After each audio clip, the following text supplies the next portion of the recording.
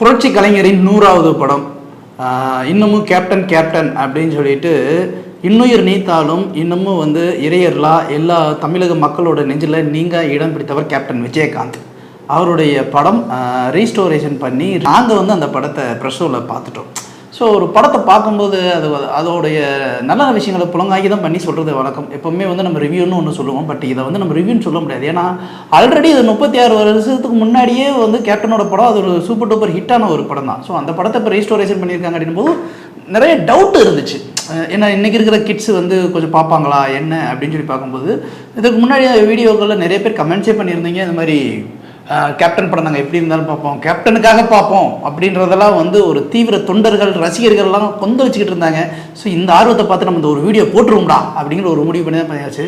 படம் பார்த்தாச்சுங்க, செம்ம படம். அதில் ஃபஸ்ட்டு ஓப்பன் பண்ண உடனே டைட்டில் கார்டு இதெல்லாம் கொஞ்சம் மாற்றிருப்பாங்க. மற்றபடி ரீஸ்டோரேஷன் ஒர்க்கு நல்லா இருக்குது.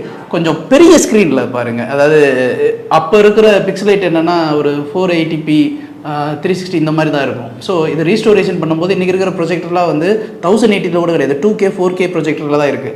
அப்போது அதை ரீஸ்டோரேஷன் பண்ணணும் அப்படின்னும் போது அந்த ப்ரொஜெக்ஷன் பண்ணால் கொஞ்சம் ஜூம் பண்ணி அதுக்கப்புறம் தான் அதை பண்ண முடியும். ஏன்னா அது ஃபிலிம்லேருந்து டிஜிட்டலுக்கு கன்வெர்ட் பண்ணுற விஷயம் அது ஒரு பெரிய ப்ராசஸ்ஸு. ஸோ அந்த ரீஸ்டோரேஷன் ஒர்க்கே ஒரு பெரிய வேலை. அந்த வேலை ஒருத்தவங்க பண்ணியிருக்காங்க. அதுக்கு சவுண்ட் எஃபெக்ட்ஸும் சரி எல்லாத்தையுமே ரீஒர்க் பண்ணி ஒரு பக்காவாக இப்போ என்ன மீட்டரில் அதை கொடுக்கணுமோ அப்படிங்கிற அளவுக்கு ஓரளவுக்கு ரெடி பண்ணியிருக்காங்க. ராஜா சார் மியூசிக்கெல்லாம் இதெல்லாம் ரீமாஸ்டரிங்லாம் பண்ண முடியாது. ராஜா சார் மியூசிக்கை கொஞ்சம் எலிவேட் பண்ணுற மாதிரி சில விஷயங்களை ஊற்றிருக்காங்க. ஸோ இது ஒன்று.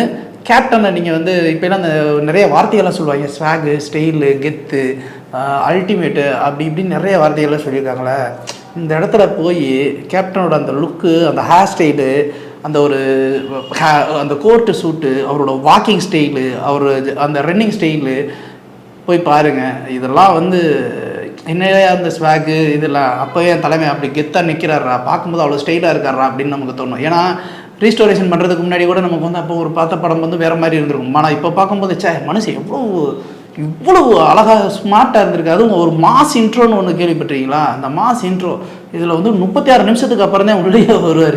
36 நிமிஷம் எங்கேயா கேப்டன் கேப்டன் கேப்டன் தேடிக்கிட்டு இருக்குங்க எல்லாருமே. ஒரு 36 நிமிஷம் வேறு வழியே இல்லாமல் ஹோல்டு பண்ணி பொறுமையாக பாருங்கள்.